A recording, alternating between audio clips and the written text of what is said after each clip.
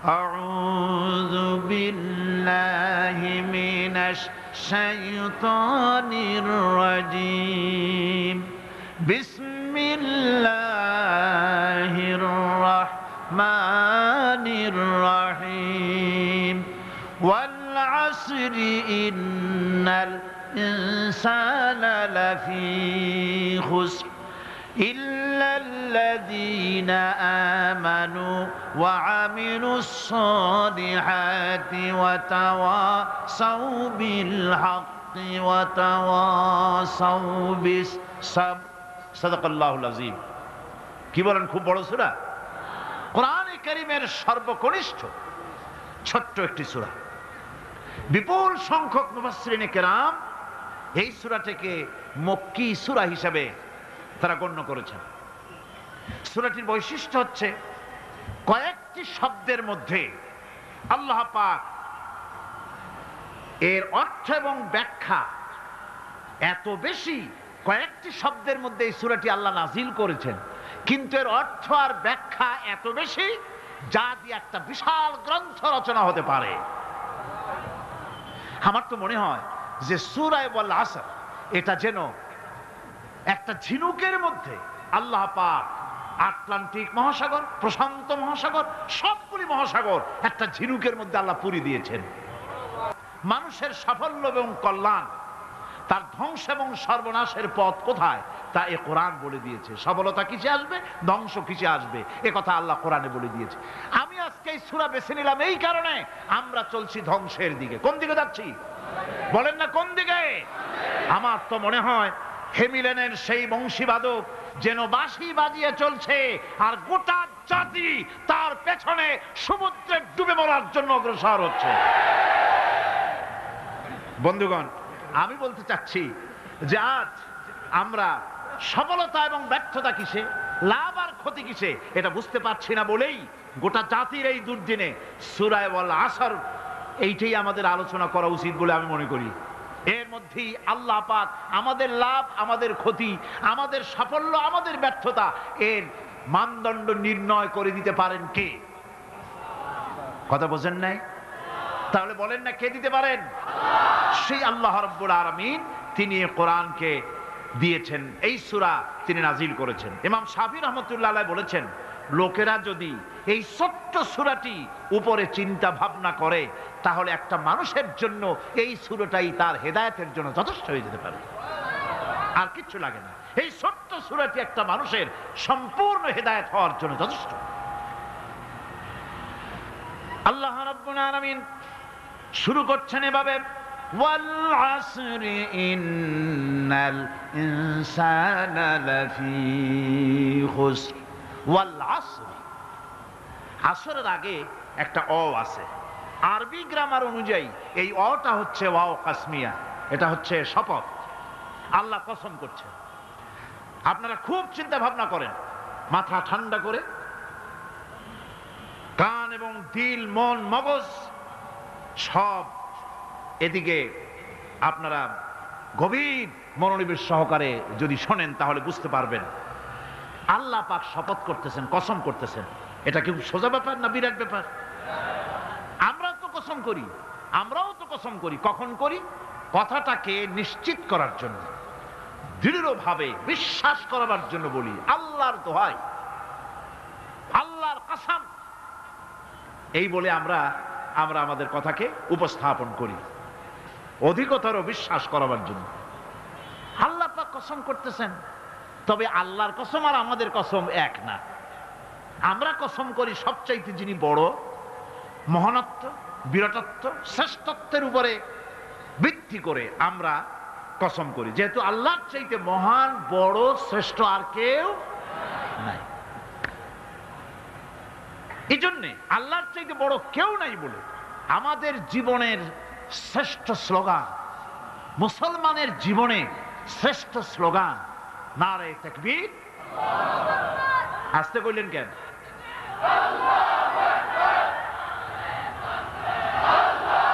আল্লাহ হচ্ছেন বড়, তার থেকে বড় কেউ না। আমি চিন্তা করি মাঝে মধ্যে, কিছু মনে নেবেন না, আমি মাঝে মধ্যে চিন্তা করি যে সমস্ত রাজনৈতিক দলের লোকেরা মুসলমান, রাজনৈতিক মতপার্থক্য থাকতেই পারে, যে কোনো দল করতেই পারে, কিন্তু এমন রাজনৈতিক দল আমি কেন করব মুসলমান হয়ে যেই রাজনৈতিক দলের মিছিলে আর মিটিং এ আল্লাহু আকবার স্লোগান দেওয়া যাবে না?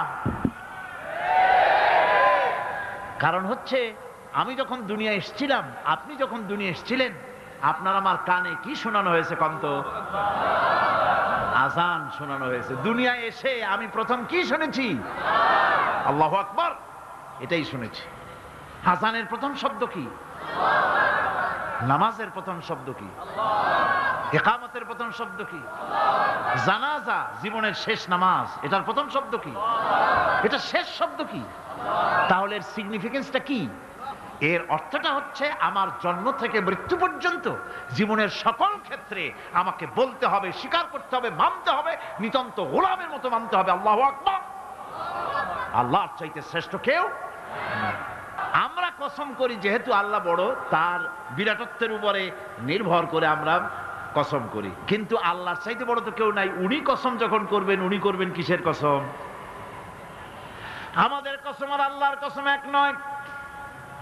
রব্বুল আলামিন যখন কসম করেন, তিনি তার কাছে বড়, তার চাইতে বড় কেউ নাই, শ্রেষ্ঠ কেউ নাই, মহান কেউ নাই। সেজন্য তিনি যে কসম করেন, যে কথা বলতে চান, ওই কথার সাথে, ওই বিষয়ের সাথে যার সম্পর্ক, যার সাযুজ্য আছে, সম্পৃক্ততা আছে, সিমিলারিটি আছে, তার কসম আল্লাহ পাক করেন। যেহেতু এখানে আল্লাহ রাব্বুল আলামিন মানুষের সফলতা ব্যর্থতা, মানুষের লাভ আর ক্ষতির কথা বলবেন, সেজন্য আল্লাহ পাক মানুষের জীবনের সাথে, মানুষের সম্পর্ক রয়েছে তার জীবনের, মানুষের সাথে সম্পর্ক রয়েছে সময়ের, মানুষের সঙ্গে সম্পর্ক রয়েছে ইতিহাসের। তাই রব্বুল আলামিন বলেন, ওয়াল আসরি ইন্নাল ইনসানা লাফি খুসর। আমি কসম করি সময়ের, আমি কসম করি ইতিহাসের, আমি কসম করি জীবনের, আমি কসম করি সময়ের। যেহেতু এই জীবন আছে বলে আমরা আছি, জীবন না থাকলে আমরা বাঁচি না। ইতিহাস, ইতিহাসের কসম আল্লাহ করেন, কারণ হলো ইতিহাস মহাকালের সাক্ষী। এই মহাকালের দুষ্কৃতিকারা, তাদের দুষ্কৃতি যারা, তাদের দুষ্কৃত, তাদের দুষ্কৃত কর্ম, যা তারা যে খারাপ কাজ করেছে, সেই খারাপ কাজের ইতিহাস ধারণ করেছে।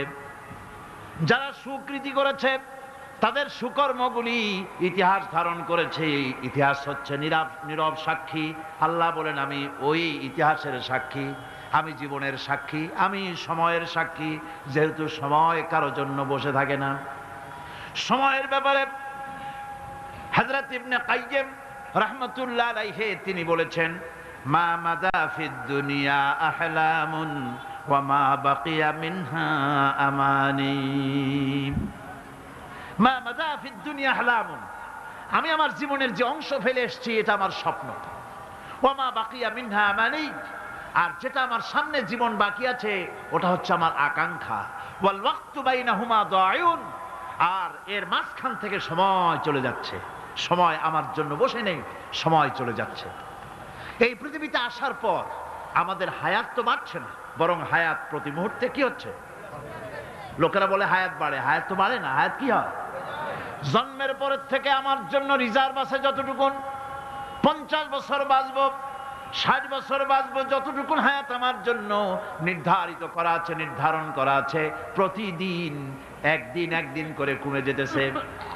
এজন্য আমি বলি, আমার বাড়িতে যে ঘড়িটা আছে, এই ঘড়িটা বেলা 1টার সময় ঢং করে একটা আওয়াজ দেয়, শ্রোতাকে শুনিয়ে দেয়, বাড়িওয়ালা তোমার জীবনের মূল্যবান হায়াত থেকে 1 ঘন্টা কমায়া দিলাম। 2টার সময় 2টা ঘন্টা লাগায় শোনায় দিল, বান্দারে তোমার জীবনের মূল্যবান সময় থেকে 2টি ঘন্টা কমে গেল। এমনি করে দিন গেল, মাস গেল, বছর গেল, আমাদের হুঁশ হলো না।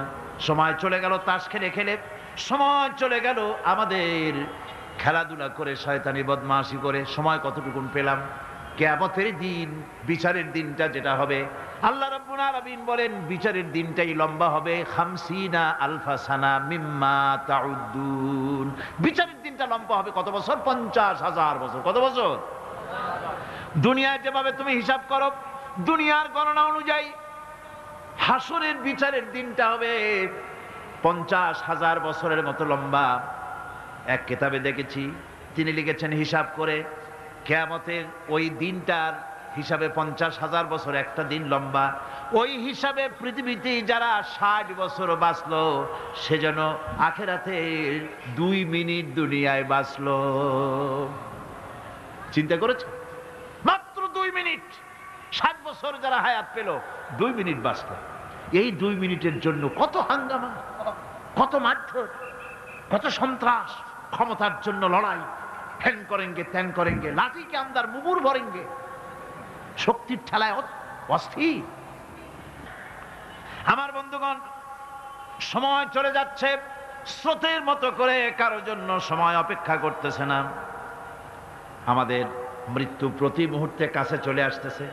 এই জন্য শায়ের বলেছেন, আগাহ আপনি মৌত সে কোই বশর নেহি, আগাহ আপনি মৌত সে কোই বশর নেহি, সামা সো বরস কে হ্যাঁ পল কি খবর নেহি। মৃত্যু সম্পর্কে আমাদের কারো জানা নাই, যে কোনো মুহূর্তে মৃত্যু আমাদের কাছে এসে যেতে পারে। মৃত্যু সম্পর্কে কিছুই জানা নাই, অথচ প্রতি মুহূর্তে আমরা মৃত্যুর দিকে এগিয়ে চলছি। মাল সামান 100 বছর কি ধরে খাবো তাও জমা করে রেখেছি, কিন্তু এক মুহূর্তের খবর নাই। মাহফিলে এসেছি, বাড়ি যেতে পারবো নিশ্চয়তা নাই। আছে? বলেন আছে? আপনি বাড়ি যাও ভালো, বসেছেন, দাঁড়াতে পারবেন, এই নিশ্চয়তা আছে? নাই। সুতরাং সূরাটি যে সময়ের উপরে কসম করে মূলত সময়ের অপরিসীম গুরুত্ব সম্পর্কে আল্লাহ পাক মানুষকে বুঝাই দিতেছেন। সময়ের দাম দাও। আমাদের সময় চলে যায় গান শুনতে শুনতে, আশ্চর্য মলম বিক্রি করা দেখতে দেখতে, তাস পাশা খেলতে খেলতে সময় চলে যায়, কেউ খেয়াল করে না। সময় বলতে অতীত কালও হতে পারে, আবার বর্তমানও হতে পারে। আর বর্তমান কাল কোনো কালই না। বর্তমান কাল কোনো কাল নয়। প্রতি মুহূর্তে ভবিষ্যৎ এসে বর্তমান হয়, আর প্রতি মুহূর্তে বর্তমান কি হয়?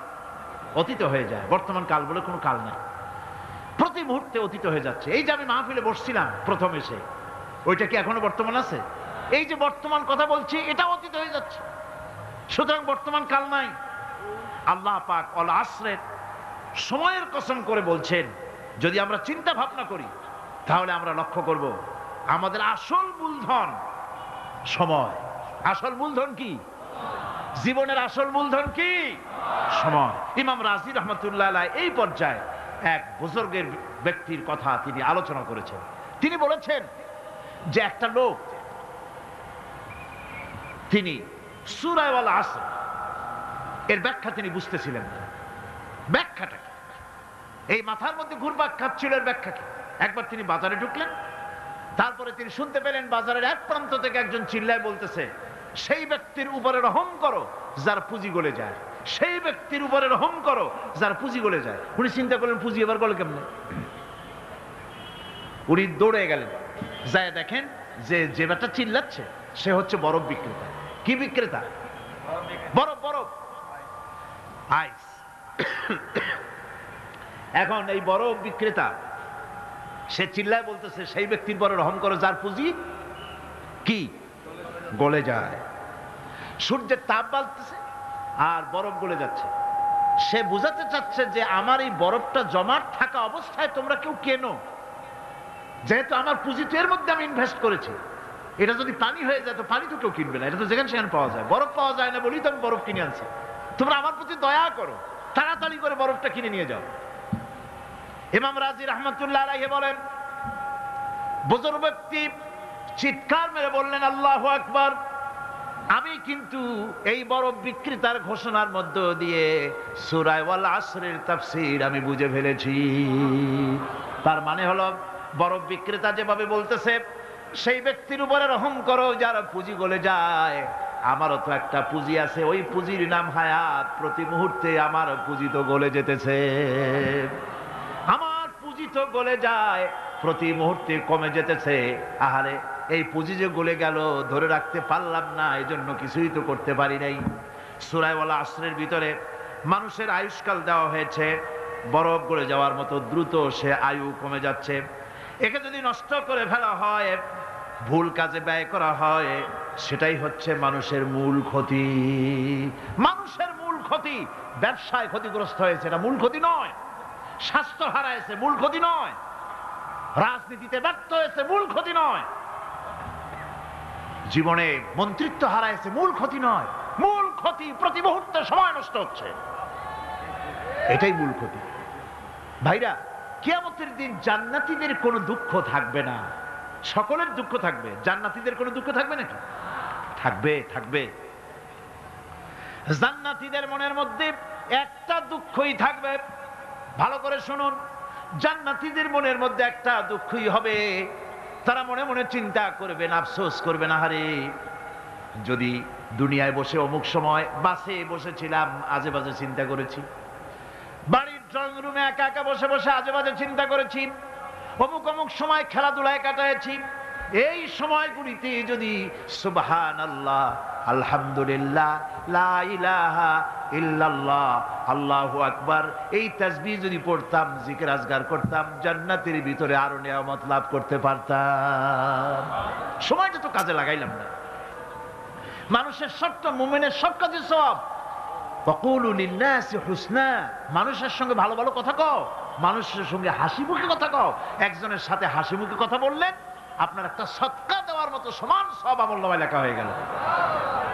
ভালো ভালো কাম করো। বন্ধুগণ, সময় দ্রুত গতিতে চলে যাচ্ছে, মানুষের জীবন ক্ষতিগ্রস্ত হচ্ছে।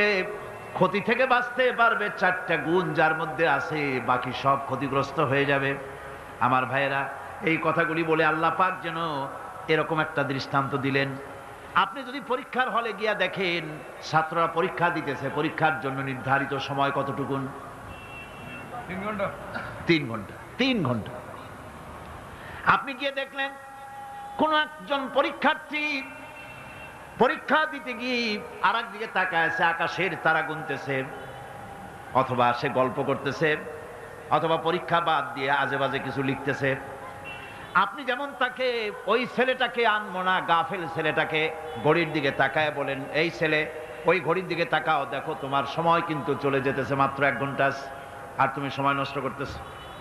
আল্লাহ যেন স্নেহ পরবশে তাম পৃথিবীর গোলামদেরকে, বান্দাদেরকে আঙ্গুল নির্দেশনা দিয়ে বলছেন, বান্দারা প্রতি মুহূর্তে তোর জীবনের মূল্যবান সময় চলে যেতেছে, প্রতি মুহূর্তে সময় যাচ্ছে। আল ইনসান, ইনসান বলতে শুধু মুসলমান না, ইনসান বলতে কি মুসলমান শুধু না, আল ইনসান মানব মণ্ডলী, বিশ্বের সমস্ত মানুষকে আল্লাহ বলছেন, হিন্দু, খ্রিস্টান, বৌদ্ধ, নাসারা, ইহুদি, মজুসি, মুসলমান, বিশ্বের সব মানুষকে আল্লাহ বলছেন। যেহেতু আল্লাহ স্রষ্টা, মানুষের ব্যাপারে সার্বিক কল্যাণময় কথা কে বলতে পারেন? কে বলতে পারেন? সে আল্লাহ রাব্বুল আলামিন বলছেন, সময় চলে যাচ্ছে, ও পৃথিবীর মানুষেরা। এই মানুষ বলতে আল্লাহ রাব্বুল আলামিন কোন ব্যক্তি, কোন গোষ্ঠী, কোন জাতিকে বলেন নাই, বলেছেন সমগ্র মানবতাকে। এর অর্থ হচ্ছে সূরাটিতে উল্লেখ্য 4টি গুণ যদি আমল করতে পারে লোকেরা, যেই ব্যক্তি করবে, যেই সমাজ করবে, যেই রাষ্ট্র করবে, যেই গোষ্ঠী করবে, যেই জাতি করবে, তারাই ক্ষতি থেকে বেঁচে যাবে। আর যারা করবে না, তারা ক্ষতিগ্রস্ত হবে। কি হবে বলুন? এখন আল্লাহ পাকের কথা শুনুন। আল্লাহ পাক বলছেন, ওয়াল আসরি ইন্নাল ইনসানা লাফি খুসর। খুসর, খুসরিন, এই যে খুসর, খাসারা, এই শব্দটা হচ্ছে আবিধানিক অর্থে ক্ষতি হচ্ছে লাভের বিপরীত। লাভের বিপরীত কি? ক্ষতি। নাফা, এই নাফার বিপরীত কি? নোকসান। খাসারাটা কি? নোকসান বলা হয় পুঁজি 50,000 খাটাইছিলাম, লাভ করতে পারি নাই, পুঁজি ঠিক আছে, এটাকে বলা হয় নোকসান। এটাকে কি বলা হয়? নোকসান। কিন্তু আমি পুঁজি খাটিয়েছিলাম 50,000 টাকা, লাভ তো হয়ই নাই, পুঁজিও চলে গেছে, আমও গেছে, সালাও গেছে, আমও নাই, সালাও নাই। এইটারে আরবিতে কি বলা হয়? খাসার, দেউলিয়া। দেউলিয়া হয়ে গেছে। দেউলিয়াটা বোঝেন ভালো আপনারা, দেউলিয়া হয়ে গেছে। কোরআন লাভ বা সাফল্যের ধারণা যেমন নিছক পার্থিব নয়, সমৃদ্ধির কথা শুধু পার্থিব নয়, জন্ম থেকে শুরু করে মৃত্যু পর্যন্ত। কোরআনের লাভের কথা যখন বলা হয় তখন জন্ম থেকে মৃত্যু পর্যন্ত, আখিরাত পর্যন্ত, কিয়ামত পর্যন্ত। ক্ষতিটাও জন্ম থেকে শুরু করে মৃত্যু পর্যন্ত, কিয়ামত পর্যন্ত ক্ষতিটাও। এই ক্ষতি থেকে বাঁচবার জন্য কোরআনে কারিমে বিভিন্ন জায়গায় এই খাসারা শব্দ ব্যবহার করা হয়েছে। আল্লাহ রাব্বুল আলামিন বলছেন, ওয়ামান খাফফাত মাওয়াজিনুহু ফাউলাইকাল্লাযীনা খাসিরু আনফুসাহুম বিমা কানু বিআয়াতিনা ইয়াযলিমুন। যাদের পাল্লা ভারী হবে কিয়ামতে তারাই হবে সফলকাম, আর যাদের পাল্লা হালকা হবে, নেকির পাল্লা যাদের হালকা হবে তারা হবে ক্ষতিগ্রস্ত, তারা নিজেরাই ক্ষতি সাধনকারী হবে কিয়ামতের দিন। কাজে মানুষের জীবনের সমুদয় কার্যাবলীর ভালো অংশ যদি খারাপ অংশের উপরে বিজয়ী হয়, তারপরে খারাপ অংশ পাওনাদারদের দিয়ে টিয়া, এরপরে যদি নেকি কিছু বাকি থাকে তাহলে বোঝা গেল লোকটা কিয়ামতে নাজাত পাবে। আর যদি ভালো কাজের উপরে খারাপ কাজ বিজয়ী হয়ে যায় আর সমস্ত পাওনাদারদেরকে পাওনা মিটাইয়া তারপরেও পাপ বাকি থেকে যায়, এক চাইতে খাসারা পৃথিবীতে আকাশে জমিনে কিছুই আর হবে না। এর থেকে বাঁচার জন্য আল্লাহ পাক এই খাসারা থেকে বাঁচার জন্যই মানুষকে এই কথা বলছেন। এই কথাটি কোরআনে কারিমের অন্য একটি আয়াতে আরো সুন্দর করে বলা হয়েছে, যারা নাকি এই দুনিয়ার বুকে যারা নিজেদের পুঁজি খাটাইছে, জীবনের পুঁজি সুদ কামাইতে খাটালো, জীবনের পুঁজি খাটালো হারাম কামাইয়ের ভিতরে, অন্যায় কাজের ভিতরে, যারা জীবনের পুঁজিকে আল্লাহর দ্বীনের কাজে লাগাতে পারে নাই, তাদের সম্পর্কে বলা হচ্ছে খাসিরাদ দুনিয়া ওয়াল আখিরাতা যালিকা হুয়াল খুসরানুল মুবিন। খাসিরাদ দুনিয়া ওয়াল আখিরাত, দুনিয়াও ক্ষতিগ্রস্ত, আখিরাতেও ক্ষতিগ্রস্ত। এটা হচ্ছে তার জন্য সুস্পষ্ট ক্ষতি, এর থেকে বড় ক্ষতি আর কিছুই হতে পারে না। আল্লাহ পাক কোরআনে কারীমে অন্যত্র বলেছেন, وَنُنَزِّلُ مِنَ الْقُرْآنِ مَا هُوَ شِفَاءٌ وَرَحْمَةٌ لِلْمُؤْمِنِينَ وَلَا يَزِيدُ الظَّالِمِينَ إِلَّا خَسَارًا। আমি এই কোরআন অবতরণের পরিক্রমায় এমন সব বিষয় অবতীর্ণ করেছি যা মুমিনদের জন্য নিরাময় এবং তাদের জন্য রহমত, আর জালিমদের জন্য ক্ষতি ছাড়া আর কিছুই বৃদ্ধি পায় না। জালিমদের জন্য ক্ষতি বৃদ্ধি পায়, আর যারা মুমিন তাদের জন্য এর মধ্যে নিরাময় আছে, এর মধ্যে রহমত আছে। অর্থাৎ যারা এই কোরআনকে যারা নিজেদের আইনের কিতাব হিসেবে গ্রহণ করেছে, কোরআনকে তাবিজের কিতাব হিসাবে নয়, ধর্মীয় কিতাব হিসাবে নয়, কোরআন সংবিধান। কোরআন কি? কোরআনকে যারা সংবিধান হিসাবে মেনে নিয়েছে, কোরআনকে যারা সংবিধান হিসাবে গ্রহণ করলো, ব্যক্তি, পরিবার, সমাজ, রাষ্ট্রে তাদের যাবতীয় মানসিক, বুদ্ধিবৃত্তিক, নৈতিক, তামাদ্দুনিক রোগের নিরাময় হবে, এর দ্বারা শান্তি হবে। কিন্তু যেসব জালিম এই কোরআনকে প্রত্যাখ্যান করেছি, কোরআনকে যারা মৌলবাদীদের কিতাব বলে, কোরআনের কথা বললে মৌলবাদ বলে গাল দেয়, তারা তাদের কপালকে পোড়াইয়া ছাই বানাইয়া দিছে, তাদের কপাল ভস্মীভূত করে দিয়েছে। আমার দেশে, এই দেশটা কি মুসলমান বেশি না অন্য জাতি বেশি? কোন? জোরে কোন? মুসলমান সবচেয়ে। খুব লক্ষ্য করে শোনেন, এই দেশে সবচেয়ে মুসলমান বেশি, ইন্দোনেশিয়ার পরে। পৃথিবীর দ্বিতীয় বৃহত্তম মুসলিম দেশ হলো কোনটা? বাংলাদেশ। এই দেশে ইসলামরে যত গালি দেওয়া হয়েছে, কোরআনকে যত গালি দেওয়া হয়েছে, আলেমদেরকে যত গালি দেওয়া হয়েছে, রাসূলুল্লাহকে যত গালি দেওয়া হয়েছে, ইসলামী আদর্শকে যত গালি দেওয়া হয়েছে, পৃথিবীতে কোন দেশে এইভাবে ইসলামকে গালি দেওয়া কোথাও হয় নাই। এমনকি আমেরিকার মতো দেশে, ইংল্যান্ডের মতো দেশেও কোরআনের বিরুদ্ধে এত কথা কেউ বলতে সাহস পাবে না, ইসলামের বিরুদ্ধে কথা বলতে সাহস পাবে না, যেহেতু মুসলমানেরা সেখানে পাল্টা আক্রমণ করবে। আজ আমার দেশে মুসলমানের ঘরের সন্তান হইয়া ইসলামের বিরুদ্ধে তারা বক্তব্য রাখে। মৌলবাদ জিকির উঠে গেছে। আমেরিকার প্রেসিডেন্টরা যখন শপথ নেন, প্রেসিডেন্ট হিসাবে ওথ নেন, বাইবেলের উপরে হাত রাখেন আর বলেন, এই মহাগ্রন্থকে স্পর্শ করে শপথ নিচ্ছি, আমি আমার চিন্তা চেতনা, আমার মেধা, আমার প্রজ্ঞা সবটা আমার জাতি, আমার দেশকে উন্নয়নের জন্য, এর সমৃদ্ধির জন্য, এর সংরক্ষণের জন্য আমি আমার জীবনকে উৎসর্গ করব। বাইবেলের উপরে স্পর্শ করে এই শপথ তারা নেন। আমার দেশের প্রেসিডেন্ট, প্রধানমন্ত্রী শপথ নেওয়ার সময় কোরআন শরীফের উপরে হাত রাখে যদি, তাহলে বলা হবে বেচারা মৌলবাদী হয়ে গেছে। এটা করা যাবে না। আর যদি কেউ করে সামান্য কিছু, কোরআন না, যদি তসবিহ নিয়েও আসে, তাহলে বুঝতে হবে জাতির সাথে একটা প্রতারণা ছাড়া আর কিছুই না। কাজেই ধর্মের প্রতি আকর্ষণ একটা ভিন্ন জিনিস, সেই জিনিসকে ছেড়ে যারা দেয় তারাই ক্ষতিগ্রস্ত হয়, আর যারা ধরে রাখে তারা দুনিয়ায় ক্ষতিগ্রস্ত হয় না। আল্লাহ পাক এখানে রাসূল করিম সাল্লাল্লাহু আলাইহি ওয়াসাল্লাম একটি হাদিস প্রণিধানযোগ্য কোরআনের ব্যাপারে। হুজুর বলেছেন, আল কোরআনু হুজ্জাতুন লাকা ওয়া আলাইকা। এই কোরআন হয় তোমার পক্ষের সাক্ষী, না হয় এই কোরআন তোমার বিপক্ষের সাক্ষী। কিয়ামতে এই কোরআন হয় তোমার পক্ষে কাজ করবে, নতুবা এই কোরআন তোমার বিপক্ষে কাজ করবে। দুই অবস্থা থেকে খালি হবে না। হয় কোরআন তোমার পক্ষে সাক্ষী দেবে, না হয় আমরা কি চাই? কিয়ামতে কি চাই? বলেন কি চাই? কোরআনের পক্ষে যদি আমরা সাক্ষী চাই, তাহলে এই কোরআনের পক্ষে আমাদেরকে কাজ করতে হবে। এছাড়া আমাদের নাজাতের কোনো পথ নাই। আমাদের মুক্তির পথ হচ্ছে কোরআন কেন্দ্রিক, রাসূলুল্লাহর হাদিস কেন্দ্রিক। এর বাইরে আমাদের সমস্ত পুঁজি নষ্ট হয়ে যাবে। আমাদেরকে পৃথিবীতে টিকে থাকতে হলে কোরআনের উপরে ভিত্তি করে আমাদেরকে বাঁচতে হবে, টিকতে হবে।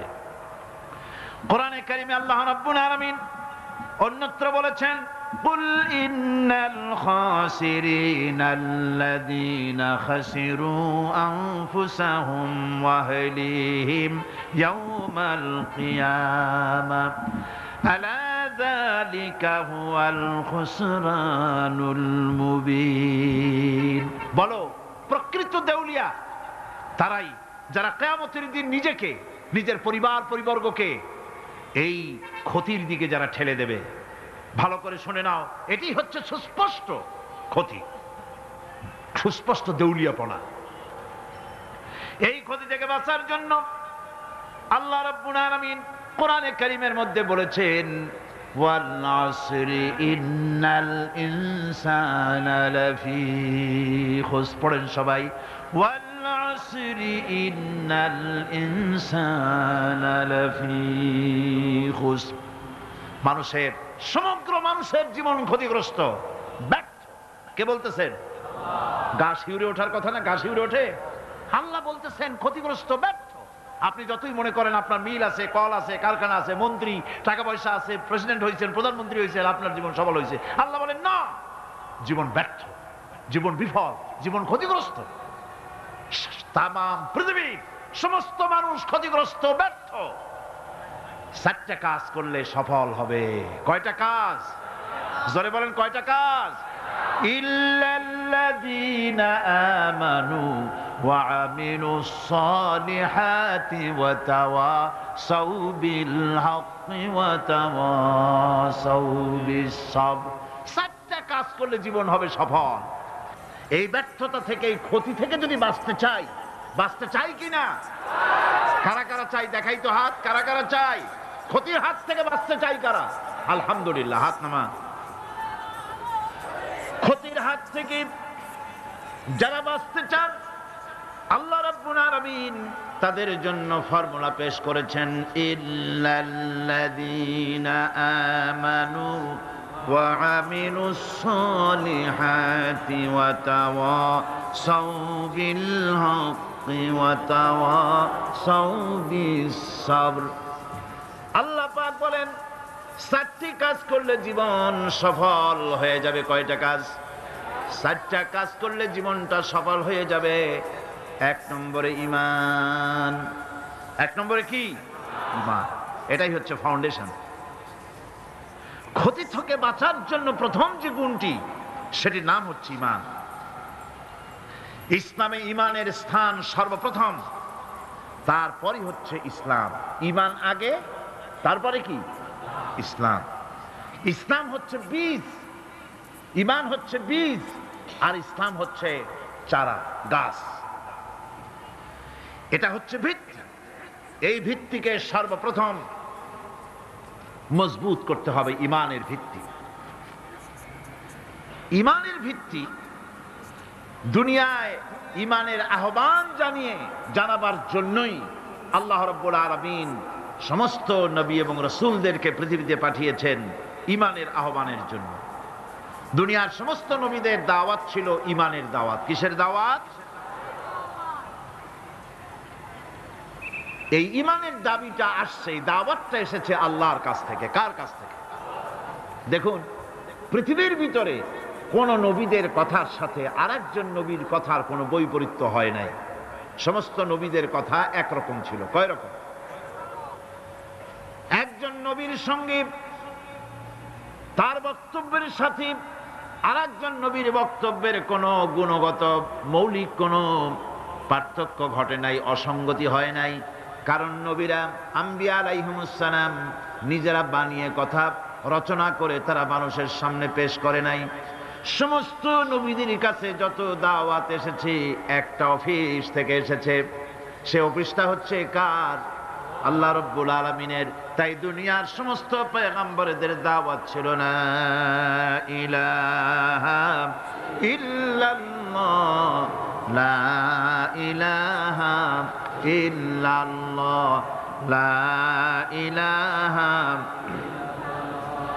লা ইলাহা ইল্লাল্লাহু মুহাম্মাদুর রাসূলুল্লাহ। এটাই ছিল সমস্ত নবীদের দাওয়াত। কোরআনে কারীম তার ধারক এবং বাহক সম্পর্কে বলে যে তিনি যে দাওয়াত দিয়েছেন সে দাওয়াতটা হলো ঈমানের দাওয়াত। আমাদের নবী তিনি এসে যে দাওয়াত দিয়েছেন সে দাওয়াতটা কিসের? কোরআনে কারীম বলছি, ربنا إننا سمعنا مناديا ينادي للإيمان। হে আমাদের রব, নিশ্চয়ই আমরা এমন একজন আহ্বায়কের আহ্বান শুনেছি যিনি আমাদেরকে ঈমানের দাওয়াত দিয়েছেন। এমন কোন পয়গম্বর নাই দুনিয়ায় যিনি ঈমানের দাওয়াত দেন নাই। সকলেই ঈমানের দাওয়াত মানুষের সামনে, বিশ্ববাসীর সামনে পেশ করেছেন। কোরআনে হাকিম স্পষ্ট একটা সীমারেখা দুনিয়ার মানুষের সামনে পেশ করে পৃথিবীর মানুষগুলিকে দুটি শ্রেণীতে বিভক্ত করে দিয়েছে। একটি হচ্ছে ঈমান পোষণকারী, আরেকটি হচ্ছে অবিশ্বাসী। একটা ঈমান পোষণকারী আর একটা অবিশ্বাসী। ঈমান পোষণকারীরা সত্যশ্রয়ী, তারা হচ্ছে জ্ঞান এবং নূরের সম্পদে সমৃদ্ধ। আর দ্বিতীয় দলটি হচ্ছে কাফের, জালিম, মূর্খ। তারা হেদায়েতের রাস্তা তাদের জন্য অবরুদ্ধ।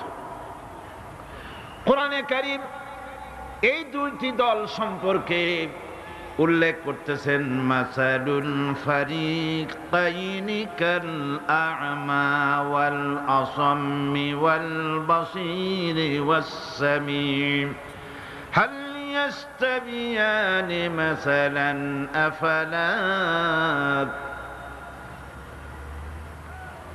কোরআন শরীফ বলছে, হাল ইয়াস্তাবিয়ানি মাসালান আফালা তাযাক্কারুন। দুইটি শ্রেণীতে আল্লাহ পাক ভাগ করে দিয়েছেন। একটা শ্রেণী হচ্ছে অন্ধ, বোবা, বধির। আরেকটি যারা শুনতে পায়, চোখে দেখতে পায়। এ দুটি কখনো এক নয়, সমান নয়। এ দুটির রাস্তা আলাদা। কাফেরের রাস্তা আর ঈমানদারদের রাস্তা সম্পূর্ণ ভিন্ন। আল্লাহ রাব্বুল আলামিন ঈমান এবং কুফরের পার্থক্য বলে দেওয়ার জন্য গোটা মানব জাতির মধ্যে স্পষ্ট করে বলেছেন, লা ইকরাহা ফিদ-দীন ক্বাদ তাবায়্যানার রুশদু মিনাল গায়ব। দ্বীনের ব্যাপারে জোর জবরদস্তি নেই। এখানে হেদায়েতের পথ এবং গোমরাহি, হেদায়েতকে গোমরাহির পথ থেকে সম্পূর্ণ আলাদা করে দেওয়া হয়েছে। লা ইকরাহা ফিদ-দীন, দ্বীনের ব্যাপারে কোনো জোর জবরদস্তি নাই। যারা ধর্মনিরপেক্ষবাদী তারা এই আয়াতটাকে নিজেদের মতবাদকে প্রতিষ্ঠার লক্ষ্যে অনেক সময় কাজে লাগায়। দুটি আয়াতকে তারা বেশি ব্যবহার করে। একটা হচ্ছে লাকুম দীনুকুম ওয়ালিয়া দীন, আর একটা হচ্ছে লা ইকরাহা ফিদ্দিন। এই দুইটি আয়াতকে ধর্ম নিরপেক্ষবাদীরা ব্যবহার করে। এই দুটির কোনটি তাদের আদর্শকে বোঝাবার লক্ষ্যে ব্যবহারের কোনো সুযোগ নাই। লা ইকরাহা ফিদ্দিন, ধর্মের ব্যাপারে কোনো বাড়াবাড়ি নাই, জোর জবরদস্তি নাই। এ কথা বলা হয়েছে এই কারণে যে কোন বিধর্মীকে, অমুসলিমকে ভয় দেখিয়ে, লোভ দেখিয়ে অথবা কোন ক্রমে কোন প্রকার চাপ সৃষ্টি করে তাকে মুসলমান বানানো যাবে না। এমনকি সূরা তওবার মধ্যে এসেছে, যুদ্ধ চলাকালীন সময়, জিহাদ চলাকালীন সময় কোন অমুসলিম যদি ইসলাম জানার জন্য তোমাদের তাঁবুতে আসে, তাহলে তুমি তাকে ইসলাম বুঝাও। ইসলাম শোনার পরে যদি মেনে নেয় ভালো কথা, আর যদি না মানে তাকে তার তাঁবু পর্যন্ত ফিরে যেতে চাও, ফিরে যেতে দাও। মাঝপথে তাকে আক্রমণ করা যাবে না। ধর্মের ব্যাপারে কোনো বাড়াবাড়ি নাই। লা ইকরাহা ফিদ্দিন, এর দ্বারা ধর্ম নিরপেক্ষতার কোনো কথা বোঝানো হয়নি। আর লাকুম দীনুকুম ওয়ালিয়া দীন, এটা ছিল কাফেরদের সেই বক্তব্যের প্রেক্ষিতে যেখানে কাফেরেরা বলেছিল মুহাম্মদ সাল্লাল্লাহু আলাইহি ওয়াসাল্লাম, আসুন আমরা এক কাজ করি, সেটা হলো ধর্ম নিয়ে আমাদের মধ্যে যে বাকবিতণ্ডা হচ্ছে, আমরা ধর্মকে 50-50 ভাগ করে নিই। কিছুদিন আমরা গিয়া আপনার আল্লাহরে সেজদা দেই, আর কিছুদিন আপনারা আমাদের মূর্তিগুলিকে প্রণাম করুন। এই প্রস্তাব যখন রাখল, আল্লাহ রাব্বুল আলামিন সূরা কাফিরুন অবতীর্ণ করে দিলেন, কুল ইয়া আইয়ুহাল কাফিরুন লা আ'বুদু মা তা'বুদুন। হে কাফেরেরা, হে অবিশ্বাসীরা, নবী আপনি বলুন, হে অবিশ্বাসীরা, তোমরা যার ইবাদত করো আমরা তার ইবাদত করি না, আবার আমরা যার ইবাদত করি তোমরাও তার ইবাদত করো না। সুতরাং লাকুম দীনুকুম ওয়ালিয়া দীন, সুতরাং তোমাদের দিন তোমাদের জন্য, আমাদের দিন আমাদের জন্য। এখানে নিরপেক্ষতার কথা বলা হয় না, এখানে পক্ষের কথা বলা হয়েছে। কিসের পক্ষ? ধর্মের পক্ষ। কিসের পক্ষ? হিন্দু, খ্রিস্টান, বৌদ্ধ, তোমরা তোমাদের ধর্মের পক্ষে থাকো। মুসলমান, তোমরা তোমাদের ধর্মের পক্ষে থাকো। ধর্মের ব্যাপারে নিরপেক্ষ হওয়ার কোনো সুযোগ নাই। আছে নাকি সুযোগ? আমি পার্লামেন্টে বলেছি এই কথা, যে একটা ধর্মের উপরে বিশ্বাস করে নিজেকে একটা ধর্মের পক্ষের ব্যক্তি হিসাবে ঘোষণা করে কেউ বলছে, দাবি করছে আমি হিন্দু, কেউ বলছে আমি বৌদ্ধ, কেউ বলছে আমি খ্রিস্টান, কেউ বলছে আমি মুসলমান। নিজেকে একটা ধর্মের বিশ্বাসে বিশ্বাসী ঘোষণা করার পর আমি ধর্ম নিরপেক্ষ, এই কথাটা মিথ্যা, বানোয়াট, জালিয়াতি, প্রতারণা, মুনাফিক। কোন ধর্মের অনুসারী ব্যক্তি ধর্ম নিরপেক্ষ হতে পারে না। কেবলমাত্র নাস্তিক, যারা আল্লাহরে মানে না, আল্লাহকে স্বীকার করে না, ওরা বলতে পারে আমরা ধর্ম নিরপেক্ষ, ধর্মের ব্যাপারে আমরা নিরপেক্ষ, গুলো মানি না, বিশ্বাস করি না। কিন্তু যারা ধর্মে মানে, সেদের যে ধর্মেরই হোক না কেন, সে ব্যক্তি ধর্ম নিরপেক্ষ যদি দাবি করে, এটা মিথ্যে কথা, এটা মুনাফিকি ছাড়া আর কিছু হতে পারে না। মুসলমানকে, যে কোনো জাতিকে যে ধর্মে আছে ধর্মের পক্ষে থাকার কথাই বলা হয়েছে। এখন আমি বলতেছিলাম ইমানের কথা। ইমান আগে আনতে হবে। ইমান সম্পর্কে আল্লাহ রাব্বুল আলামিন বলতেছেন, ইমান হলো আগে, তারপরে ইসলাম। আবার ইমান আনার আগে আবার কুফরি একটা শব্দ আছে, সেটা হলো ফামান ইয়াকফুর বিত-তাগুতি ওয়া ইউমিন বিল্লাহি ফাকাদ ইসতামসাকা বিল উরওয়াতিল উসকা লা ইনফিসামা লাহা ওয়াল্লাহু সামিউন আলীম। ফামান ইয়াকফুর বিত-তাগুত, যে ব্যক্তি তাগুতকে অস্বীকার করেছে, সর্বপ্রথম তাগুতকে অস্বীকার করতে হবে। ওয়া ইউমিন বিল্লাহ, আর এরপরে আল্লাহর উপরে যে ঈমান আনলো, ফাকাদ ইসতামসাকা বিল উরওয়াতিল উসকা, সে এমন এক শক্ত অবলম্বন ধারণ করলো যা তাকে কোনো কিছুই বিচ্ছিন্ন করবে না, ধ্বংস করে দেবে না। সুবহানাল্লাহ। এখন সত্যিকারের ঈমানদারের পরিচয়টা কি? কোরআনে কারীম সত্যিকারের ঈমানদারের পরিচয় এভাবে পেশ করতেছে, ইন্নামাল মুমিনুনা আল্লাযীনা আমানু বিল্লাহি ওয়া রাসূলিহি সুম্মা লাম ইয়ারতাবু ওয়াজাহিদু বিআমওয়ালিহিম ওয়া আনফুসিহিম ফি সাবিলিল্লাহ উলাইকা হুমুস সাদিকুন। ঈমানের দাবিতে সত্যবাদী কারা? ইন্নামাল মুমিনুনা আল্লাযীনা আমানু বিল্লাহি ওয়া রাসূলিহি, সত্যিকারের মুমিন তো তারা যারা নাকি ঈমান এনেছে আল্লাহর উপর এবং রাসূলের উপরে। এই ঈমান আনার পর সুম্মা লাম ইয়ারতাবু, এরপরে কোন সন্দেহে সে নিপতিত হয় নাই, কোন সন্দেহ তার মনের মধ্যে জায়গা পায় নাই, আর সে আল্লাহর রাস্তায় জিহাদ করেছে মাল দিয়ে, জান দিয়ে। উলাইকা হুমুস সাদিকুন, এরাই হলো ঈমানের দাবিতে সত্যবাদী। সুম্মা লাম ইয়ারতাবু, অথবা এক বিন্দু সন্দেহ মনের মধ্যে জায়গা দেয় নাই, অর্থাৎ ঈমান আনছি কার উপরে? আল্লাহর উপরে। কার উপরে? আর তার রাসূলের উপরে। আল্লাহ এবং রাসূলের উপরে ঈমান আনার পর যারা আল্লাহ এবং রাসূলের বিধান জীবনের সকল ক্ষেত্রে মানতে পারে নাই, তারাই সন্দেহে নিপতিত হয়েছে। কথা বুঝতে পেরেছেন? তাদের সন্দেহ এই কোরআন মানুষের জীবন, তার সম্পদ, তার রাজনীতি, তার অর্থনীতি পরিচালনা করতে পারে না। সেই জন্য ধর্মের ব্যাপারে কোরআন মানি, ধর্মের ব্যাপারে নামাজ আর রোজা মানি, কিন্তু রাজনীতিতে ধর্ম মানি না। এটাই হলো সন্দেহ। এটাই কি? সন্দেহ, অবিশ্বাস। জীবনকে তারা দুইটা ভাগ করেছে, এক ভাগ রাজনীতির জন্য, আর এক ভাগ কিসের জন্য? ধর্মের জন্য। জীবনকে ভাবে দুইটা ভাগ করার কোন অধিকার দেওয়া হয় নাই। যারাই মুখে উচ্চারণ করেছে লা ইলাহা ইল্লাল্লাহু মুহাম্মাদুর রাসূলুল্লাহ, জোরে সোরে পড়েন লা ইলাহা ইল্লাল্লাহু মুহাম্মাদুর রাসূলুল্লাহ। যারা জীবনকে, যারা নাকি ঈমান এনেছে, কালেমা বিশ্বাস করেছে, আল্লাহ এবং রাসূলের প্রতি ঈমান এনেছে, জীবনকে দুইটা ভাগ করার কোনো অধিকার নাই।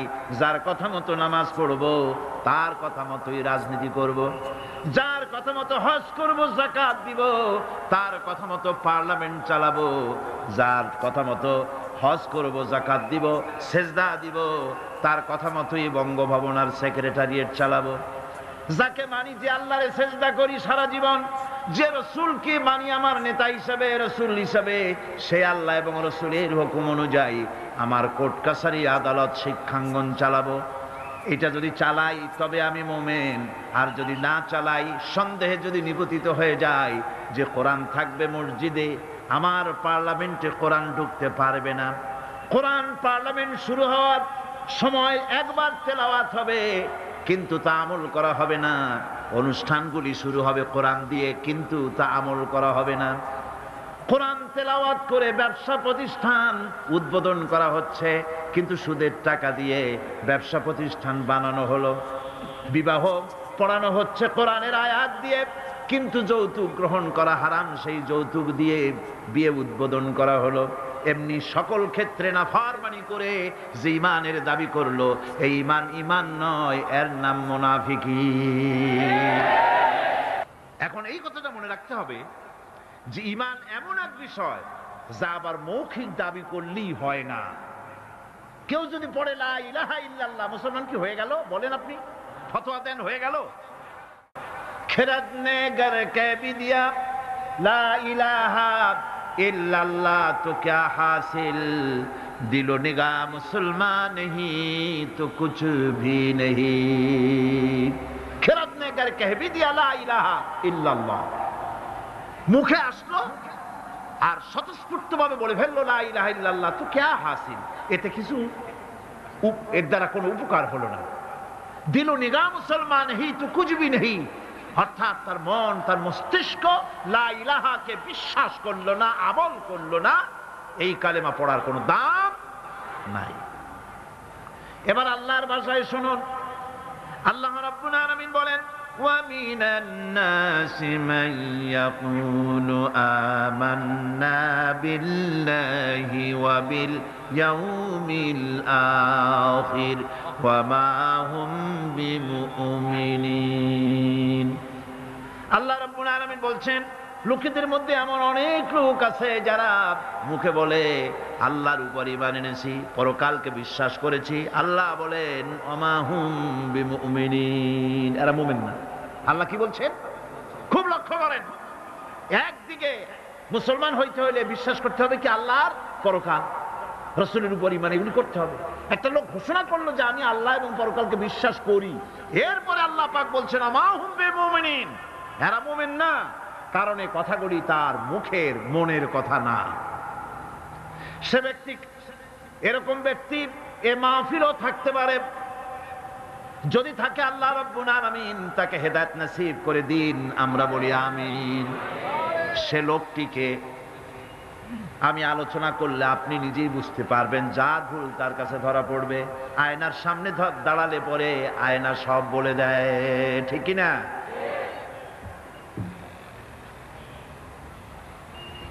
সেই ব্যক্তি, যে ব্যক্তি নাকি কালেমা পড়ে নামাজ পড়ে, আবার ব্যবসায়ী হলে ওজনে কম দেয়, খাদ্যে ভেজাল দেয়, মানুষের সঙ্গে প্রতারণা করে, টাকা নিয়ে ফেরত দেয় না, ওয়াদা খেলাপ করে, চুরি করে, ডাকাতি করে, জেনা করে, সুদভিত্তিক ব্যাংকের থেকে টাকা তুলে ব্যবসা করে, সুদের ব্যবসা করে, ঘুষ দেয়, জেনা করে, আর একদিকে নামাজ পড়ে, সময় হলে আবার হজ করে আসে।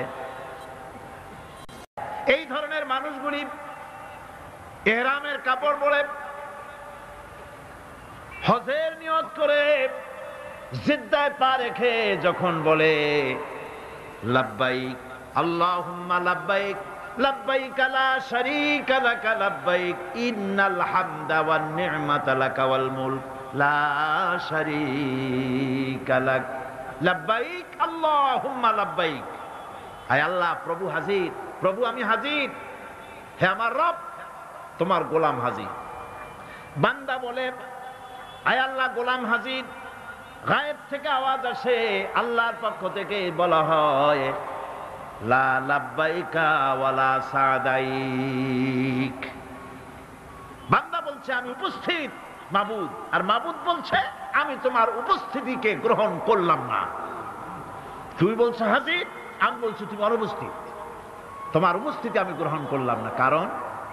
কারণ তুমি যে টিকিট করে আসছো ওইটা হারাম টাকা, যে রামের কাপড় পরেছো ওইটা হারাম টাকা দিয়ে কেনা, মক্কা মদিনায় যে খরচ করবে, তাবুতে থাকবে, বাস ভাড়া দেবে, যা খাবে, জায়নামাজ কিনবা, তসবিহ কিনবা, মার্কেটিং করার জন্য যে টাকা আনছো সব হারাম। তোমার গায়ের গোশত হারাম, তোমার গায়ের রক্ত হারাম, হারাম খেয়ে পেটটারে সাইজ মতো বানাইছো, এরকম করে হারামের টাকা দিয়া হজ করতে এসেছো, তোমার উপস্থিতি আমি গ্রহণ করলাম না। নাউজুবিল্লাহ। সুতরাং মুমিনের দাবি করলেই হবে না, ঈমানের দাবি করলেই হবে না, কাজে তা প্রমাণ করতে হবে। সেটা কি? সেটা হচ্ছে ইন্নাল্লাযীনা ক্বালু রাব্বুনাল্লাহু সুম্মা ইসতাকামু তাতানাজ্জালু আলাইহিমুল মালাইকা। নিশ্চয় যারা বলে আমাদের রব আল্লাহ, অতঃপর এই কথার উপরে সে দৃঢ় পথ থাকে, ফেরেশতাগণ তার প্রতি ফেরেশতা অবতীর্ণ হয়, অর্থাৎ আল্লাহর রহমত তার উপরে নাজিল হয়। যে ব্যক্তি ঈমানের দাবি করে ঈমানের উপরে টিকে থাকে, আল্লাহর রহমত তার উপরে নাজিল হতে থাকে। ঈমান আনাই শুধু মুখে দাবি করাই শেষ কথা নয়, ঈমান আনার পর ঈমানের উপরে টিকে থাকা সবচেয়ে বড় কথা। ঈমানের উপরে টিকে থাকতে হবে। ঈমানের কোনো দাম নাই যদি আমলে সালেহ না থাকে। ঈমান হচ্ছে এক, এটা মূল্যহীন হয়ে পড়ে যদি আমলে সালেহ না থাকে। যে নেক কাজ করতে হবে আল্লাহকে খুশি করার জন্য, কাজটা ভালো হওয়ার জন্য শর্ত দুইটা। একটা হচ্ছে কাজটা হতে হবে আল্লাহকে খুশি করার জন্য। কারে খুশি করার জন্য? আল্লাহ পাককে খুশি করার জন্য হতে হবে। আর 2 নম্বরে কাজটা হতে হবে সুন্নতে নববী সাল্লাল্লাহু আলাইহি ওয়াসাল্লাম, রাসূল করিম সাল্লাল্লাহু আলাইহি ওয়াসাল্লামের সুন্নতের উপরে কাজটি হতে হবে। তাহলেই আপনার আমলটা সহি হয়ে গেল। আপনি আমি নিজের আন্দাজ করে কাজটা খুব ভালো হয়েছে মনে করলেই হবে না। নিকৃষ্ট বা অসৎ কাজের পরিণতি সম্পর্কে কোরআন বলছে, কুল হাল নুনাব্বিউকুম বিল আখসারিনা আ'মালা আল্লাযীনা দাল্লা সা'য়ুহুম ফিল হায়াতিদ দুনিয়া ওয়া হুম ইয়াহসাবুনা আন্নাহুম ইউহসিনুনা সুনআ। আমি কি তোমাদেরকে বলবো না যে কোন আমল তোমাদেরকে ক্ষতিগ্রস্ত করবে? সেটা হচ্ছে সেই আমল যারা দুনিয়ার জীবনে দুনিয়ায় উন্নতি করার জন্য কাজ করে, তাদের সমস্ত জদ্দোজাহাদ, তাদের চেষ্টা প্রচেষ্টা দুনিয়ায় টিকে থাকার জন্য তারা করে থাকে। যে কাজগুলি আল্লাহ পাকের খুশনুদি হাসিলের জন্য, আল্লাহ পাককে খুশি করার জন্য করা হয় না, সেই কাজগুলি মানুষের সমস্ত প্রচেষ্টাকে, তার চেষ্টাকে, তার সমস্ত আমলগুলিকে বিনষ্ট করে দেবে। এগুলি কিয়ামতের দিন কোনো ফায়দা হবে না। যারা দিনদার, পরহেজগার, ইমানদার, সৎকর্মশীল, আল্লাহ তাদের ব্যাপারে কি করে শোনেন, ইন্নাল্লাযীনা আমানু ওয়া আমিলুস সালিহাতি সায়াজআলু লাহুমুর রাহমানু উদ্দা। আল্লাহ পাক বলেন যারা নাকি ঈমান এনেছেন আর আমলে সালেহ করে, রব্বুল আলামিন তার বান্দাদের দিলের মধ্যে তার জন্য মহব্বত পয়দা করে দেন। মানুষরা ভালোবাসে, মহব্বত করে। আমার বন্ধুগণ, সৎকর্ম মানুষ যখন ভালো কাজ করে তার দুষ্কর্মগুলিকে আল্লাহ মাফ করে দেন। জোরে বলেন সুবহানাল্লাহ। কোরআন বলছে, ওয়াল্লাযীনা আমানু ওয়া আমিলুস সালিহাতি লানুকাফিরান্না আনহুম সাইয়্যাতিহিম ওয়া লানাজজিয়ান্নাহুম আহসানাল্লাযী কানু ইয়ামালুন। যারা ঈমান আনবে আর সৎ কাজ করবে, আল্লাহ পাক বলেন আমি তাদেরকে সর্বোত্তম কাজগুলির প্রতিদান করব। তারা যত ভালো কাজ করবে ওই ভালো কাজের মধ্যে সবচাইতে ভালো যেটা, ওইটার উপর আমি তাকে পুরস্কার দান করব। সুবহানাল্লাহ। আর তাদের সাইয়্যাতগুলি হাসানাত দিয়ে বদলায় দেব, তাদের পাপ কাজগুলি আমি নেক কাজে পরিবর্তন করে দেব। শুধু তাই নয়, শয়তানের ওয়াসওয়াসায় পড়ে বান্দা যখন একটা গুনাহ করে, আল্লাহ বলে দিয়েছেন একটা গুনাহ লিখবি। আদম আলাইহিস সালামকে আল্লাহ পাক যখন দুনিয়ায় পাঠিয়ে দিলেন, হযরত হাওয়া যখন দুনিয়া আসলেন, আর শয়তানের বুজুর্গি সব শেষ হয়ে গেল। শয়তানে বলল, আল্লাহ আমার সব ইবাদত নষ্ট হইল আদমের জন্য। আমি তোমার কাছে ফরিয়াদ জানাই, তুমি 7টা জাহান্নাম বানাইছো, এই জাহান্নাম আরো বানাও। আমি তোমার এই জাহান্নামগুলি তোমার বান্দাগুলি দিয়ে ওয়াসওয়াসা দিয়ে এই জাহান্নাম ভরে দেব। যে আদমের জন্য আমার সমস্ত ইবাদত পণ্ড হলো, সেই আদম সন্তান সব আমি জাহান্নামে পাঠাবো। আল্লাহ রাব্বুল আলামিন বললেন, এই কোরআন শরীফের ভিতরে আছে, আল্লাহ পাক বলেছেন, ও আমার ফেরেশতারা, শয়তান কি বলল শুনেছো? আমার বান্দা যখন শয়তানের ওয়াসওয়াসায় পড়ে একটা নেকের একটা গুনার নিয়ত করবে, গুনাহ করার নিয়ত করবে, গুনাহটা করে নাই, পাপ লিখবা না? গুনাহ করা হয়ে যাওয়ার পর একটা গুনার জন্য একটা গুনাহই লিখবা। আর যদি আমার বান্দা কোন একটি নেকির কাজের নিয়ত করেছে, হজের নিয়ত করেছে, হজে যায় নাই, মাদ্রাসা মসজিদে দান করবে, চট্টগ্রাম তাফসিরুল কোরআন মাহফিলে দান করবে, করে নাই এখনো, শুধু নিয়ত করেছে, নেক নিয়তের কারণে আমলনামায় একটা নেকি লিখে দিবা। আর যখন নেকের কামটা করা হয়ে যাবে, আল্লাহ পাক বলেন মান জাআ বিল হাসানাতি ফালাহু আশরু আমসালিহা। নেকের কাজটা যখন করা হয়ে যাবে, আমার বান্দার আমলনামায় একটা নেকের পরিবর্তে 10টা গ্রেস মার্ক লাগাইয়া 10 গুণ বাড়াইয়া দিবা। সুবহানাল্লাহ। আমি বান্দা, আল্লাহ পাক বলেন বান্দার কোন আমলের উপরে আমি জুলম করি না। বান্দা যদি যে সব কাজ করবে, সমস্ত নেক কাজের জন্য আমি তাকে সওয়াব দান করব। শুধু তাই না, সৎকর্মশীল ব্যক্তিদের রুজিতে আমি বরকত দিয়ে দিব। সুবহানাল্লাহ কোন। ভালো কাজ যারা করবে তাদের রুজিতে আল্লাহ পাক কি করবেন? فالذين آمنوا وعملوا الصالحات لهم مغفرة ورزق كريم। যারা ঈমান আনবে এবং ভালো কাজ করবে, আমি তাদেরকে উত্তম রিজক দান করব। শুধু তাই নয়, আমলে সালিহ যারা করবে, সৎকর্মশীল লোকদের, তাদের জন্য রয়েছে আমার কাছে ক্ষমা, মাগফিরাত। وَإِنِّي لَغَفَّارٌ لِمَنْ تَابَ وَآمَنَ وَعَمِلَ صَالِحًا ثُمَّ اهْتَدَى। নিঃসন্দেহে আমি ক্ষমাশীল ওই সব বান্দাদের জন্য যারা সৎ কাজ করে, আমলে সালেহ করে, নেক কাজ করে, আর গুনাহ থেকে তওবা করে, আর এই তওবার উপরে, হেদায়েতের উপরে টিকে থাকে। আমি তাদের গুনাহ খাসি আমি রব্বুল আলামিন মাফ করে দেই। গুনাহ খাতাকে ক্ষমা করে দেব। যারা ঈমান আনবে, আমলে সালেহ করবে, নেক কাজ করবে, তাদেরকে আল্লাহ পাক ক্ষমার ওয়াদা করেছেন। মানব গোষ্ঠীকে মহা ক্ষতি থেকে বাঁচাবার জন্য আল্লাহ পাক তৃতীয় যে পয়েন্টের কথা বলেছেন সেটা হচ্ছে হক। সেটা কি? হক শব্দটি হচ্ছে বাতিলের বিপরীত, মিথ্যার বিপরীত, অসত্যের বিপরীত। শব্দটি কি? হক। এর অর্থ হচ্ছে সঠিক, নির্ভুল, সত্য, ন্যায়, ইনসাফ ইত্যাদি এই কথার মধ্যে এসে যায়। এর মধ্যে আল্লাহর হক এবং বান্দার হক এসে যায়।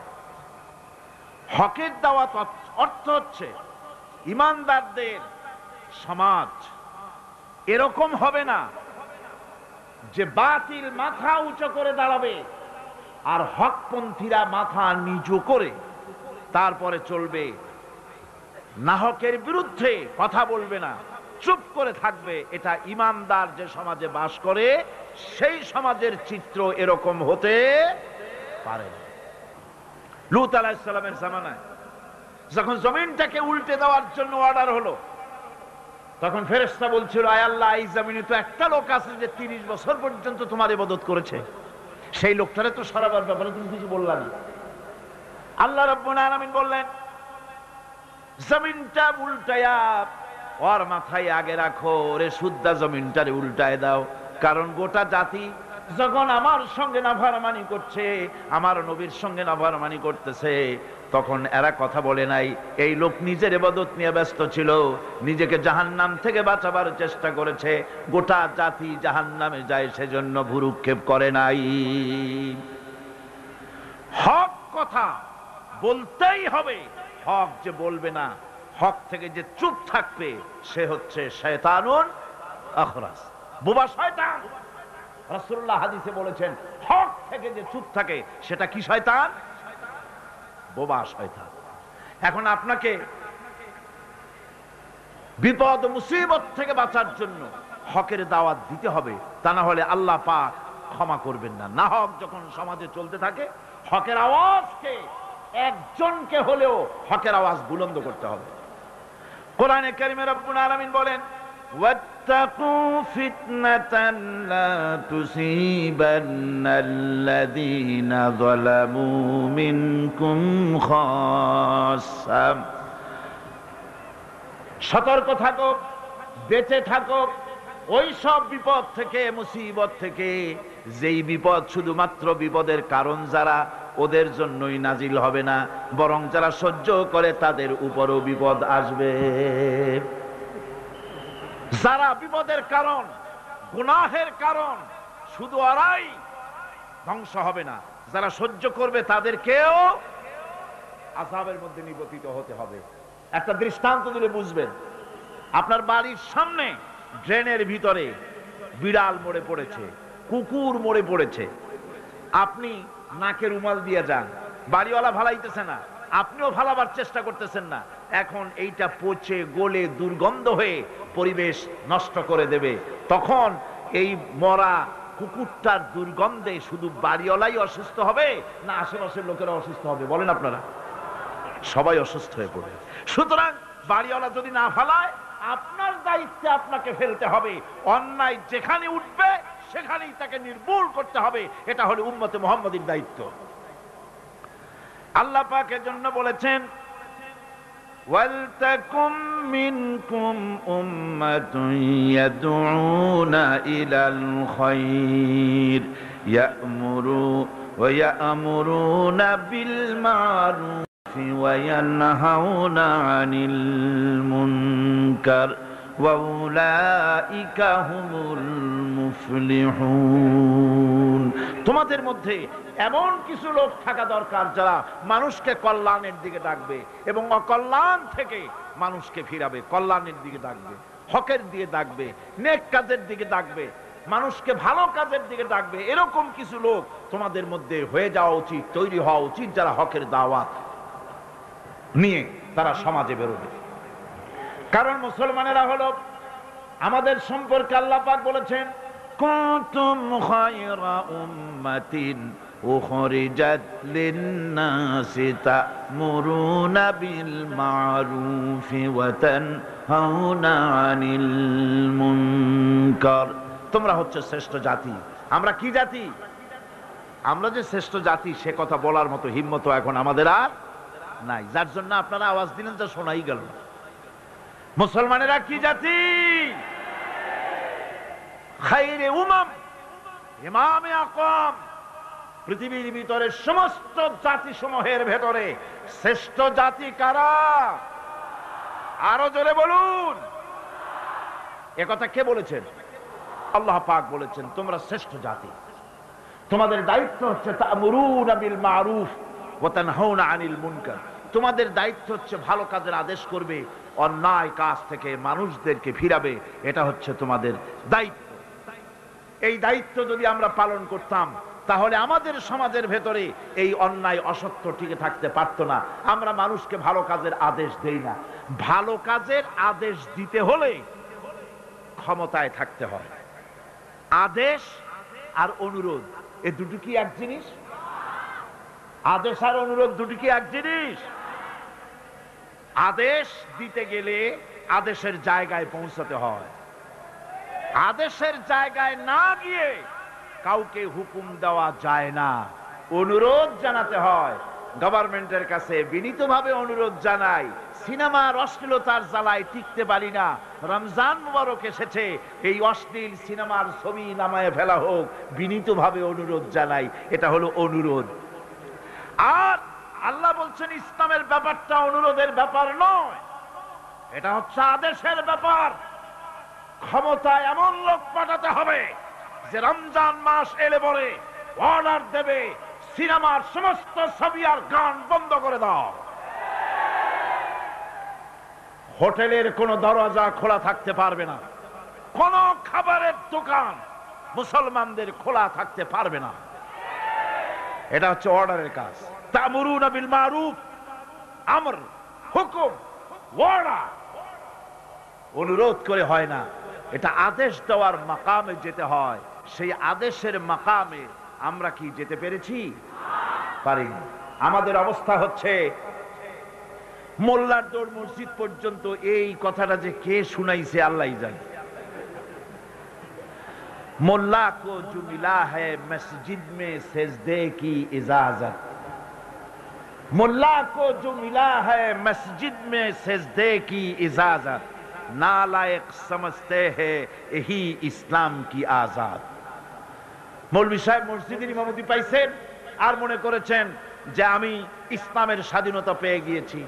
ডিসি সাহেব যদি দাওয়াত দেয়, মন্ত্রী সাহেব যদি দাওয়াত দেয়, আনন্দ অস্থির হয়ে যায়। আরে বাপরে, ডিসি দাওয়াত দিছে, কি সোজা কথা, মরি কি বাঁচি, উঠি কি পড়ি। ওই জায়গা পার্লামেন্ট, সেক্রেটারিয়েট, বঙ্গভবন যেদিন কোরআনের দখলে আসবে সেই দিন অর্ডার দিয়ে অন্যায়কে বন্ধ করা সম্ভব হবে।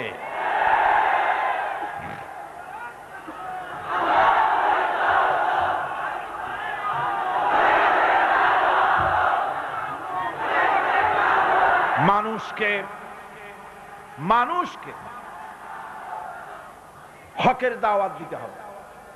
আল্লাহ রাব্বুল আলামিন বলেন, ومن أحسن قولا ممن دعا إلى الله وعمل صالحا وقال إنني من المسلمين ومن أحسن قولا ممن دعا إلى الله। ওর থেকে ভালো কথা আর কার হতে পারে যে ব্যক্তি মানুষকে আল্লাহর দিকে ডাকে। সুবহানাল্লাহ গণ, সুবহানাল্লাহ বলেন। আল্লাহর দিকে যে ডাকে সেই ওয়ামান দা ইলাইহি, হাদিস শরীফের ভিতরে আছে মান ক্বালা বিহি সাদাকা। কোরআন থেকে যে কথা বলে সে কি কথা বলে? সত্য কথা বলে। কোরআন থেকে যে কথা বলে সত্য কথা বলে। মান ক্বালা বিহি সাদাকা ওয়া মান আমিলা বিহি উজরা। আরে কোরআন থেকে যারা আমল করে আল্লাহ তাদেরকে পুরস্কৃত করেন। ওয়ামান হাকামা বিহি আদালা, কোরআন থেকে যে বিচার করে সেই জাস্টিস, ইনসাফ কায়েম করে। ওয়ামান দা ইলাইহি হুদিয়া ইলা সিরাতিল মুস্তাকিম। আর যারা কোরআনের দিকে দাওয়াত দেয় তাদের দাওয়াতই সহজ সরল দাওয়াত। আওলাদে রাসূল আপনাদের সামনে কোরআনের দাওয়াত দিলেন, কোরআনের পক্ষে কাজ করুন, সবাই হাত উঁচু করে আপনারা সমর্থন দিয়েছেন। আমরাও অপেক্ষা করব এই সমর্থন আপনারা কতদিন বজায় রাখতে পারে। আল্লাহ যেন তৌফিক দেন। জোরে গান আমিন, আরো জোরে বলেন আমিন। ওয়ামান আহসানু কাওলাম মিম্মান দা ইলাল্লাহ। ওর চাইতে ভালো কথা আর কার? যে মানুষকে আল্লাহর দিকে ডাকে। আমরা কার দিকে ডাকি? বিশ্বাস করুন, আমরা তো সমাজতন্ত্রের দিকে মানুষ ডাকি না। বলেন, আমরা কি সমাজতন্ত্রের দিকে মানুষ ডাকি? পুঁজিবাদের দিকে ডাকি, জাতীয়তাবাদের দিকে ডাকি, ধর্ম নিরপেক্ষ মতবাদের দিকে ডাকি। আমরা কার দিকে ডাকি? ধর্ম নিরপেক্ষ মতবাদ আল্লাহর তৈরি না মানুষের তৈরি? পুঁজিবাদ আল্লাহর না মানুষের? সমাজতন্ত্র আল্লাহর না মানুষের? জাতীয়তাবাদ আল্লাহর না মানুষের? আরে কোরআন কার? ইসলাম কার? সেই আল্লাহ রাব্বুল আলামিনের দিকে আমরা ডাকি। আমরা আমার বাপের দিকে ডাকি না, মায়ের দিকে ডাকি না, দাদার দিকে ডাকি না, মন গড়া কথা বলি না। ওলামায়ে হক কথা বলে কোরআনের কথা। সুবহানাল্লাহ। মহা ক্ষতি থেকে বাঁচার জন্য 4 নম্বরের বিষয় এটা হলো, কয়টা কথা আমাদেরকে ক্ষতি থেকে রক্ষা করবে? বলেন না কয়টা? 4টা। তার একটা হলো কি? 2 নম্বরে কি? আমলে সালেহ। 3 নম্বরে কি? হকের দাওয়াত। 4 নম্বরে কি? সবর। সবর কোরআনে কারীমের মধ্যে সর্বাধিক ব্যবহৃত একটি শব্দ সবর। আরবি ভাষায় বিভিন্ন অর্থে এই সবর শব্দ এসেছে। তবে সাধারণত সবর শব্দের অর্থ হচ্ছে অবিচলতা, দৃঢ়তা, সহিষ্ণুতা, মন মেজাজের সমতা, ধীরতা, কষ্ট সহিষ্ণুতা, বরদাস্ত, এগুলি হচ্ছে সবরের অর্থ। আমরা মনে করি সবর হচ্ছে ধৈর্য। হ্যাঁ, ধৈর্যটা ঠিক, কিন্তু সেই ধৈর্যের অর্থ কি? এই ধৈর্যের অর্থ এই নয় যে কেউ আপনার একটা থাপ্পড় মারবে আর আপনি বলবেন ভাই হাতে ব্যথা পাইছেন নাকি। তাহলে আমার আর একখান থাপ্পড় দিয়ে দাঁত যে কয়টা আছে তাও ফালাই দেয়। এর নাম সবর না। সবর হলো বিপদে আপনি হতাশ হবেন না, বিপদে ভেঙে পড়বেন না, বিপদে থাকবেন দৃঢ় অবিচল, মাথা ঠান্ডা, সুস্থ মস্তিষ্কে বিপদকে ওভারকাম করার জন্য কৌশল অবলম্বন করবেন। এটাই হচ্ছে সবর। ধৈর্য ধরতে হবে অবিচলতার সাথে, দৃঢ়তার সাথে, সহিষ্ণুতার সাথে। আল্লাহর জান্নাতে যাওয়ার জন্য এই সবর আমাদেরকে ইখতিয়ার করতে হবে। আমরা কি আল্লাহর জান্নাতে যেতে চাই? আমরা কি জান্নাতে যেতে চাই? অবশ্যই আল্লাহর জান্নাতে আমরা যেতে চাই। এই জান্নাতে যাওয়ার জন্য আল্লাহ রাব্বুল আলামিন কোরআনে কারীমের মধ্যে বলেছেন, আম হাসিবতুম আন তাদখুলুল জান্নাতা ওয়া লাম্মা ইয়া'লামিল্লাহুল্লাযীনা জাহাদু মিনকুম ওয়া ইয়া'লামাস সাবিরিন। তোমরা কি মনে করেছো যে বেহেশতে চলে যাবে, অথচ এখনো দেখা হয় নাই যে তোমাদের মধ্যে কে সবর অবলম্বনকারী, জিহাদের ময়দানে কে জিহাদ করতে এবং সবর ইখতিয়ার করতে কে তোমাদের মধ্যে পারদর্শী, অথবা এই পরীক্ষায় কে কামিয়াব হবে, এটা এখনই দেখা হয় নাই। আর এমনি তোমরা জান্নাতে চলে যাবে? জান্নাতে যাওয়া তো সহজ নয়। আল্লাহ পাক পরীক্ষা নেবেন, সেই পরীক্ষায় কামিয়াব হতে হবে। আর আল্লাহ পাক বলেছেন অবশ্যই সবরের পরীক্ষা নেব। ওয়ালানাবলুওয়ান্নাকুম হাত্তা না'লামাল মুজাহিদিনা মিনকুম ওয়াস-সাবিরিনা ওয়া নাবলুয়া আখবারাকুম। অবশ্যই আমি তোমাদেরকে পরীক্ষা করব, আর এই পরীক্ষার ভিতরে সত্যিকারের মুজাহিদ যারা, তারাই দৃঢ়, যারা নাকি দৃঢ়তা অবলম্বন করবে, সবর ইখতিয়ার করবে, আল্লাহ রাব্বুল আলামিন পরীক্ষায় তাদেরকে কামিয়াব করবেন। এই সবর এক মহা সম্পদ। সবর ইখতিয়ার করতে হবে মুসলমানদেরকে।